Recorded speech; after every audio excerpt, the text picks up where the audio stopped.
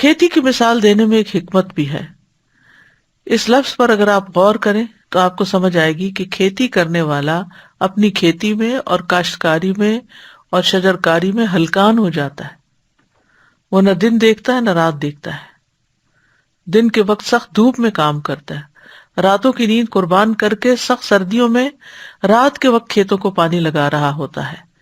کیوں؟ اس لیے کہ اس کو اس کھیت سے غلے اور پھل کی توقع ہوتی ہے، امید ہوتی ہے کہ یہ کھیتی کچھ فائدہ لائے گی. تو چونکہ زمین میں ہل جوتنا کھیتی کرنے میں کمائی کے بنیادی اصول میں سے ہے، تو ہر کمانے کے لیے پھر یہ بطور استعارہ استعمال کیا گیا ہے. اسی سے ابن عمر کا فرمان ہے، آپ دنیا کی کھیتی اس طرح کریں گویا آپ نے ہمیشہ زندہ رہنا ہے، اور آخرت کے لیے اس طرح عمل کریں جیسے کل ہی آپ کو موت آنی ہے.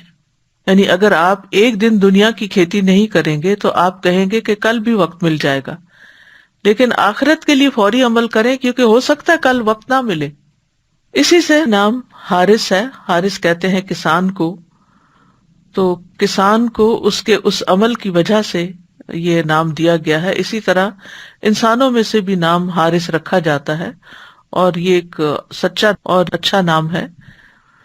نبی صلی اللہ علیہ وسلم نے فرمایا، عبداللہ اور عبد الرحمن سب سے بہترین، اور حمام اور حارث سب سے سچے نام ہیں، جبکہ بدترین نام حرب اور مرہ ہیں. حرب کہتے ہیں جنگ کو، اور مرہ کہتے ہیں کڑوے کو.